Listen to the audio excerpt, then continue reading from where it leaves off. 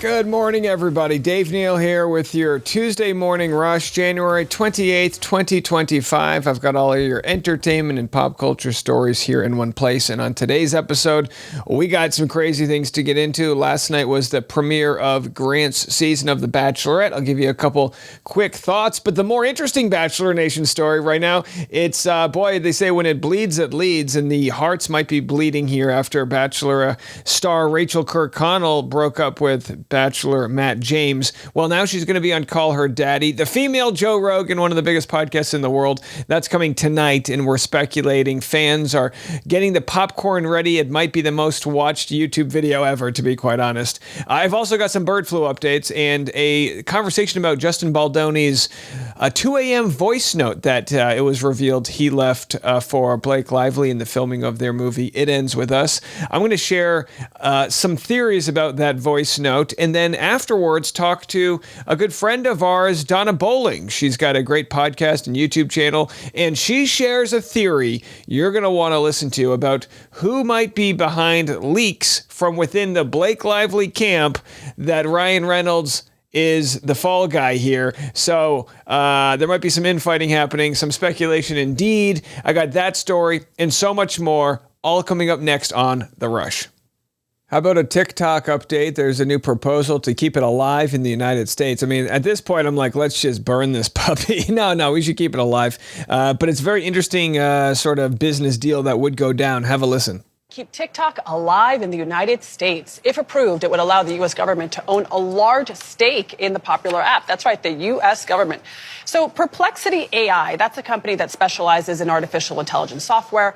They submitted the proposal to TikTok's parent company, ByteDance, last week. The proposal is getting attention because of the unique way it's structured. But is it viable? This is a really, really complicated structure. And by the way, this would just be for the U.S. operations of TikTok. So the global operations would continue to operate separately.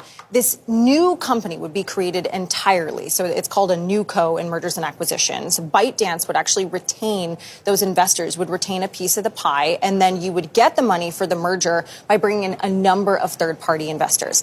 You hit on, though, this is really interesting because the U.S. government would take 50% in the future when the company would go public. Now, there is precedent for the U.S. government to own a public company, so think Fannie Mae, Freddie Mac, but this is raising a lot of concerns about would they have an operational say? Lots of questions here about the government owning one of the largest media and social media platforms. I don't know if I love it, because we're all about transparency and communication out here and sharing information, and if the government owns something, do they put their foot on the scale of what gets shared? I don't know if I like it. And speaking of things I don't know if I like, the CDC staff has been ordered to cut communications with the World Health Organization after a Trump executive order. What does this mean? Well, the staff at the U.S. Centers for Disease Control and Prevention have been ordered to stop communication in a new memo. The directive made in accordance with President Trump's January 20th executive order withdrawing the U.S. from the World Health Organization.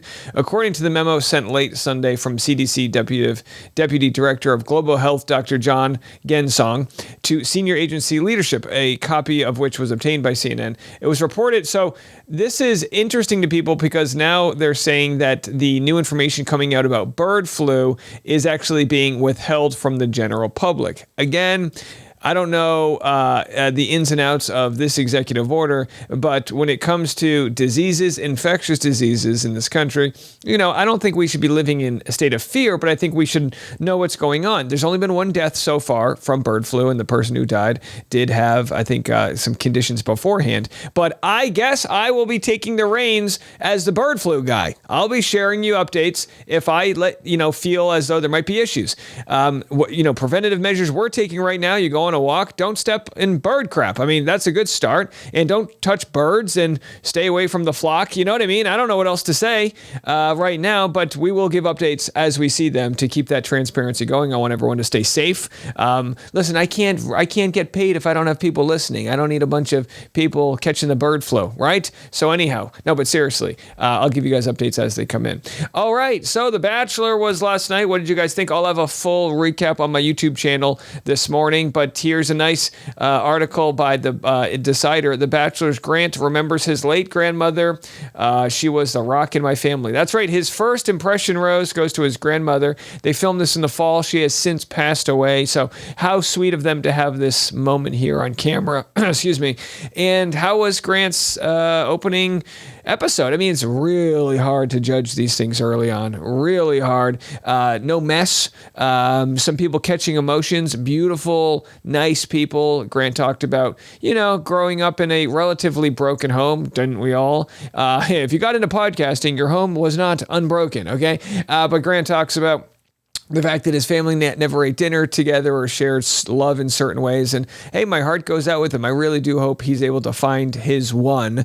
And we'll be covering the season as it goes down. But the real story, and again, I'll have more on YouTube today, so check that out for the actual recap. But the real story here is this video that was dropped by Call Her Daddy. And they say it is Rachel Kirkconnell's turn to speak. Sometimes actions are louder than words, and right now they're just saying tonight, January 28th at 9 p.m. Eastern time, they will be premiering this conversation again. Matt James last week revealed that they were no longer dating, apparently made some sort of impromptu Instagram post 3 hours after they broke up saying, "Dear Father God, pray for sinners now and at the hour of their death." I don't know what the hell he said. The point is she never, usually these things, when you have a relationship in the public light, you come together, some sort of agreement, you post together. That didn't happen. So now because he posted first, she's going to go on one of the largest platforms, from interviewing presidential candidate Kamala Harris to now Rachel Kirkconnell. And you know what's so funny? How funny of me, just last episode where I thought I'd have the ability to interview Rachel. I was like, well, maybe she'll give me her first interview. No. That's going to 100 millionaire Call Her Daddy host Alex Cooper. So we'll be here to cover it. Here's what our good pal Morgan from Pop Talks had to say. Oh, we're getting the tea. We are. We will be sat with popcorn and M&Ms, ready to listen to Rachel Kirkconnell on Call Her Daddy. Now, Rachel Kirkconnell did not have to say one thing in this 7-second promo clip. Her look says it all. Couldn't agree more. Yeah. I mean, this is not what you want if you hate to break up with someone and go, wait, wait a second. What is that? Oh, shoot. She's doing Call Her Daddy. This isn't going to be, should I send her flowers? It's too late. They're already posting it. Okay. All right. That's it. And yeah, that's the world. Listen, I lost 10 pounds this month from getting rid of sweets in my diet, but I think I'll be relapsing tonight as I eat popcorn and M&Ms. I might even put some Reese's Pieces in the popcorn. You ever do that? You ever just throw Twizzlers in your popcorn and just shake it up like a white trash movie theater margarita? You ever do that? Shaken, not stirred. Let's get it going. All right, I'll be eating Twizzlers off each end and using it as a straw in my Sprite. We're gonna have a full relapse on candy as we chow down on whatever drama comes from that story. So that's where we'll be, and let's get into Justin Baldoni. What is there to say about Justin Baldoni? Listen, I could be going live 24 hours a day, 7 days a week, and I wouldn't be able to get to all of this content. It is absolutely insane. He released a 2 a.m. voice note to Blake. I've got therapists that are saying he's gaslighting her and that he's manipulative, which is wild because I think most people are on his side. It's really, really bizarre. I'm going to be sharing a lot of your thoughts today because there are a ton of them out there regarding the sort of motivation behind sharing this voice note. My view is still that he was dealing with a very difficult person to work with, trying everything he could to keep his baby afloat. That's my view. But either way, that information came out after the interview you're about to hear. And I had a fantastic chat with my good pal Donna, and you're going to love what we talked about. Lots of theories being shared and good conversation about what might have gone down. So let's do this. I'm going to get to that full interview, but first, a quick word from our sponsor. Today's podcast is sponsored by Rula. Finding a therapist you trust shouldn't be so complicated or cost you a fortune. Rula connects you with high-quality, vetted, licensed mental health professionals that are suited for you. Here's the best part. They take most major insurance plans. That means instead of paying hundreds out of pocket, you could pay as little as $15 per session. Rula also supports you every step of the way, from finding a therapist to scheduling your sessions to tracking your progress and dealing with insurance. They make it happen. Thousands have already trusted Rula to support them on their journey towards improved mental health and overall well-being. Head over to Rula.com rush hour to get started today. After you sign up, they ask you where you heard about them. Please support the show. Tell them our show sent you. Go to rula.com/rush hour. Take the first step towards better mental health today. You deserve quality care from someone who cares. And by golly, with all the news we got happening here on the Rush Hour podcast, we can all use a little extra help. Very excited for today's guest. Here to discuss the wild world of Justin Baldoni versus Blake Lively, YouTuber and podcaster, host of the Daily Dose of Donna. It's Donna Bowling. How are you? Hello, Dave. I'm so excited to be here. Boy, we're having a pretty busy time right now. I mean, is this like one of the craziest stories you've covered? I mean, much crazier, I think, than anything we've covered in the last couple of years, like Scandival. Bye. Right. I mean, very different, you know, every sort of scandal or celebrity story has a different tone to it. This one obviously is like there's so much workplace issue, whereas Scandival was like a couple that was together for a decade. So where was your opinion when you started this versus where you are now? Because so much has, the momentum has shifted back and forth with the releasing of different lawsuits. And I think you bring up a really good point why it's so interesting, because people are so invested in this. And I'm wondering why it became such a huge story for so many people. I think because anyone can relate to it in some way, because it's so much more than just a stupid movie or like two people on a set. It has so much to do with this David versus Goliath story that I think a lot of people can really connect to, where, I think a lot of people are rooting right now for the underdog. And the underdog in this case right now feels like Justin Baldoni, even though right now I think public opinion is siding with him. But he's going up against the machine of Hollywood and the New York Times, which most people don't ever have the balls to do or go against. And so it feels like a really big deal. When the movie was first coming out, and they were all kind of shunning Justin Baldoni, my first instinct was like, well, he must have done something wrong. Has to be, right? Yeah, has to be. Yeah. And I have like a personal experience with him. So I was like, well, I guess he was just kind of like this weird actor dude, weird director dude. There must be a reason. But then as the press came out and all those weird interviews with our mutual friend now, Shirsty, and all that stuff came out, you started to jump on that train. Like, well, maybe Blake was difficult. Yeah. And you know what's so interesting is we, as like sort of commentators, entertainment news journalists, pop culture people, whatever you want to call us, we just need as much information and try to present it. And I'm looking at the stats. My audience right now is like 95% women on this case. This is like the new Roman Empire, right? Big. And so it's like most of the audience, they've either been victims or have a friend who, like, everyone's been in a situation where you want to believe people, of course. But I think when you say that Justin Baldoni's the David in the David and Goliath story, to the outsider, they have a hard time recognizing that. Why would you say that Blake Lively is the Goliath here? Because of Ryan Reynolds. And that's the connection that I think took this to a whole new level. At the very beginning, what was so intense about this was the whole believe women aspect. When her complaint came out on December 21st, we woke up here in LA, at least. It was already out in the New York, the East Coast. But I woke up to 10 DMs and text messages, and I literally gasped seeing the headline, Blake Lively accuses Justin Baldoni of sexual harassment. My jaw fell. It was the last thing I could have ever guessed that this was where it was going to go. I never guessed it was going to go this way. I thought if anything, she was going to sue him for rights to the film, something along those lines. I never would have guessed sexual harassment.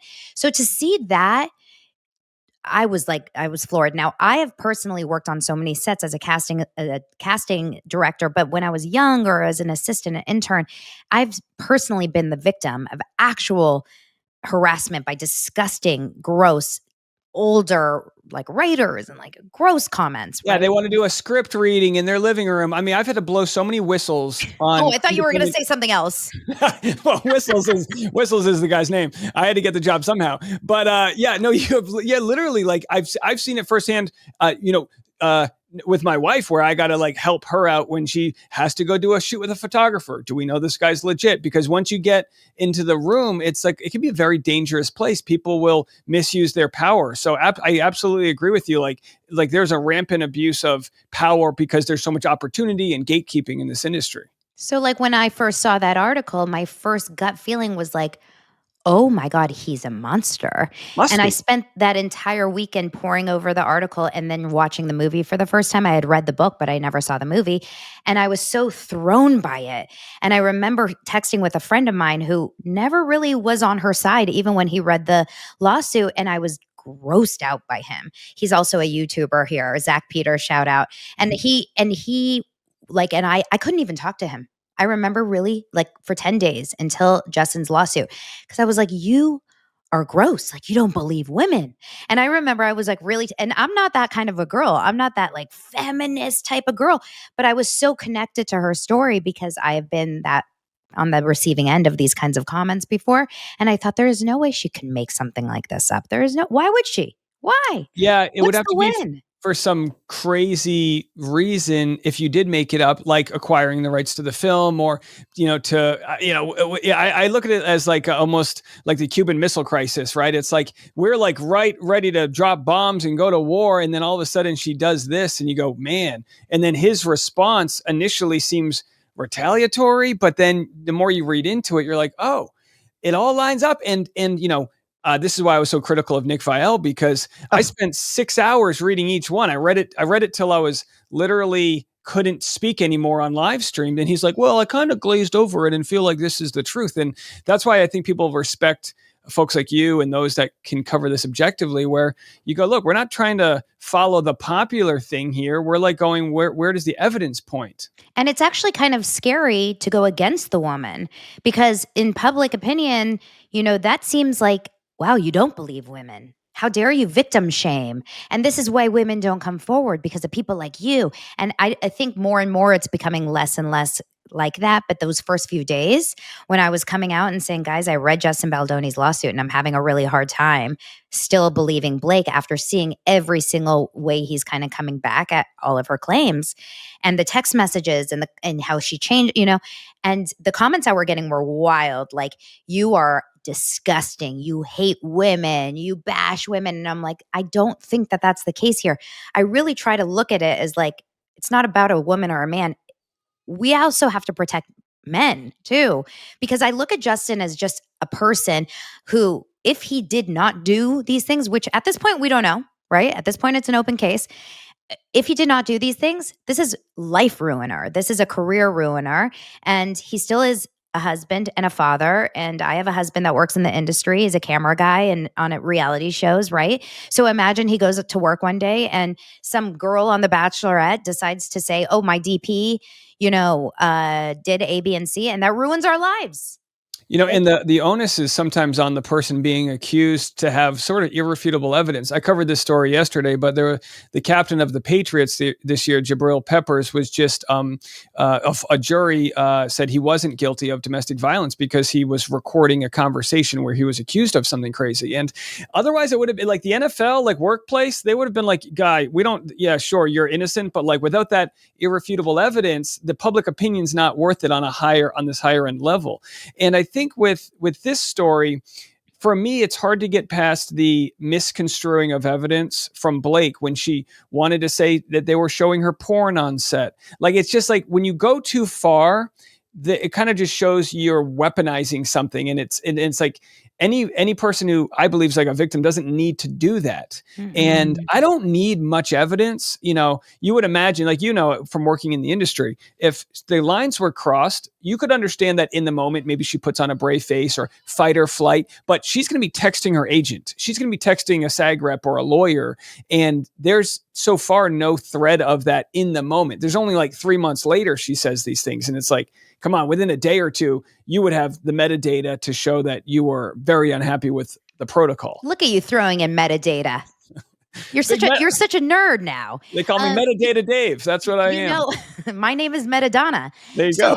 What's so crazy is this actually brings up a good point. And what I found after doing research, because I had not ever seen this case, was she has also alleged that someone had sexually harassed her on the set of Gossip Girl.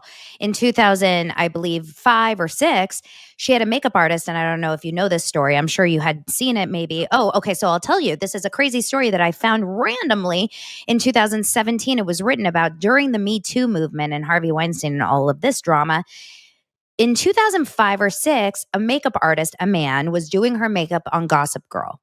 And she didn't like the fact that he was putting on lipstick with his finger on her lips. Okay. Now, I'm not a makeup artist, but I've gotten my makeup done for like weddings and events. And many times, makeup artists use their fingers to apply makeup on faces. That is not out of like the norm. That is a very common thing for fingers to touch faces because they don't just use brushes. And that is something very easy to just ask, like, hey, can you just use a applicator? Like, that's not sexual Yeah, I harassment. mean, usually they'll use like a Q-tip or something, but If it's you just for ask sure. Like, what's the like? Unless he's like moaning, it's not sexual harassment. It's just like, I mean, but so many makeup artists use their fingers to just apply eyeshadow. It's the normal thing. It's not. In my personal experience, it's not a strange thing. Many makeup artists have told me it's a normal thing. But then also, in addition to that, she did say that she fell asleep one time getting her makeup done, which I think is probably common. If it's late at night, you're getting your makeup done, you kind of doze off. And she said she woke up and he was recording her with his phone. Now that sounds creepy, okay? But you could say there's nuance to this. Maybe he recorded her to send to the AD on set to be like, for she passed out. continuity. Yeah, Or maybe it's for continuity to see I just want to see what she looks like so I know what she looks like. She was dressed. It wasn't like, he's filming her naked. It's weird. It's weird, but it's not crazy. She went immediately to producers. Nothing was done. She says 3 months went by, and then she eventually went to her SAG reps, her lawyers, whatever. She got him fired. She knows how to handle these cases. So your point is that she knows the protocol Exactly. growing up in this industry. If she has a complaint, how to, she's no first shoot showed up to set being taken advantage of here. I think it's a very clear show. What it proves is that when you've gone through this experience before, 10, 15 years ago, you should know exactly what to do in the case if you're feeling uncomfortable on set. If you're feeling weird, uncomfortable, you have a union rep, you have your mom who is a very big talent manager, you have your agent, you have all these people. There is no excuse. You go to the right people and you talk about it immediately. Sure. Now, this is like drinking water out of a fire hose here because there's so much content. Where are you right now? Like, what are you working on with this? What are you looking for? And what do you think's going to happen? Well, it's interesting, like the legal battles, because obviously, right now, the public opinion, I would say, and I don't know if it's just my algorithm, but the public opinion is heavily favoring Justin right now. There are still some people out there that are staying strong, very, very much on Blake Lively's side. What I don't know if those are just the people that are only looking really legally, because what Blake Lively's team is doing is trying to silence Brian Friedman. That's Justin Baldoni's lawyer. Like, they're doing everything they can. So they sent out one gag order basically that was denied. Friday night, they sent out another one that was reported on Deadline. Denied. I don't know if it was denied actually, I but think the hearing is February 12th, which is kind of far away considering it's, they want this to be stopped right now. yes, it really is. But then today they sent out a third gag order request, and it was basically the whole approach is only essentially against Brian Friedman. And what they're saying is that over the weekend, on Saturday, the 25th, that he had done something that basically pushed them over the edge. That he had, I don't know how they have proof or what, but he's talking to all these tabloids and he's releasing information, not information necessarily about Blake Lively or about the case, but just talking to them and giving them quotes about how she is. The specific quote is like that she is, making a disaster or ruining this for other actual victims Right. of sexual assault, and essentially just talking more of how he has in the past, like how she has lied and this is totally not, she's ruining Justin Baldoni's career, and just kind of reiterating the same. They're also saying that they are convinced 100% that the smear campaign is going on, that there are social media creators that are being paid. I'm Well, so I mean, confused by this. the monetization comes from the demand from the audience. That's it. I'm being paid by TikTok. Yeah, and me by Google And and YouTube. Sirius XM. Yeah. And it's been great. But it's because people have a thirst for this, and Yeah, if they were able to prove, I mean, could you imagine? I mean, that'd be insane. If to think that they would. I mean, these no one pays anybody anything. So, Why are they so convinced that social media creators are getting paid why would Brian Friedman need to pay us? Right. I mean, the business model is there. It's such a salacious story. And I think the thirst for this all is because of the the early on mistruths that were shared. So it's boy, there's a lot to come. But I've thought of it as like, boy, who's gonna settle? He's definitely got the ball in his court. There's no reason for him to settle. For her to settle, there's all the reason in the world. I don't think this ends without her apologizing and kind of coming up with some sort of story that explains it all. How do you think this ends? Well, I thought over the weekend that her PR team or someone in her camp was pushing heavily the Ryan Reynolds is the controlling, like, jerk husband. And she is a victim of this controlling husband. Which could be Candace Owens' source, right? Candace Owens is the one pushing harder than anybody that Ryan Reynolds is the big scumbag. So isn't that a weird, like, random left turn? But someone did tell me in our DM, I have no idea if this is true. What if it's like her mom, Blake Lively's mom, sending DMs to Candace Owens and saying, you don't understand. Ryan is like a horrible husband. Mrs. Lively, our DMs are open too. Yeah, send me a DM. But someone is saying that but a lot of people are frustrated because Candace's whole shtick right now is taking the blame completely off of Blake. And we can't forget that Blake is in Justin's lawsuit. He doesn't really mention that much about Ryan. He only mentions Ryan in the fat shaming, like yelling meeting. Yeah. It really does have a lot to do with Blake taking over the movie. I mean, in the end, it's probably hard legally to separate them from what we know. But if they get any discovery of messages between Blake and Ryan, that would be interesting. I wouldn't be surprised if Blake and Ryan's cell phones go missing because I'm sure there's some stuff on there. Can't you still get texts? Yeah, they're in the cloud somewhere. I'm not a metadata expert, but if there's any cloud people out there, let us know. Today you are. What I think it ends with divorce. It could. I mean, it could. I mean, it's a hell of a thing to go through. She started dating him when she was early 20s, and you're still learning yourself. I mean, it's wild to say the least. Now you're covering this essentially every day, no? Yes, I mean, I covered this and other stuff that pops up just like you probably. But it's so weird because it almost makes everything else feel so silly. Yeah, I'm like, all right, let me get through the bird flu stuff and let's get to this. But yeah, you got. I'm like, and Craig Conover. Okay. Yeah, you got to feed everybody, and this is the main course right now. Well, look, I'm going to do your live stream maybe later today or tomorrow, so people can be alerted for that. People can find you, Daily Dose of Donna, on YouTube, and you're also you're podcasting as well, right? I go 5 days a week on YouTube, and then I have my audio show going out 5 days a week too on Spotify and Apple Podcasts. Amazing. Well, come back anytime, and we'll see how this plays out. Yay. Yay, indeed. Oh, boy, that was a great one, wasn't it? So I've got another interview coming to you today on the YouTube channel. Our friend Ari Jacob is going to speak with us. She sued New York Times for defamation after they did a smear campaign against her. She's going to share the similarities in their playbook when it comes to, I guess, getting away with, having the power and the platform of a news organization. Again, the same thing happened to Justin Baldoni. He's suing them for $250 million. Probably won't win, but hey, if you got a case, you got a case. No one's beat them in a defamation case in a very, very long time. But either way, we're going to be discussing that on the YouTube channel, so stick around. We'll have that. We'll have your Bachelor recaps and so much more. It is a busy week, but we are here giving you what you need. We'll see you then, and I'll be back this afternoon, as I am every afternoon, twice a day, every day, with another episode of The Rush.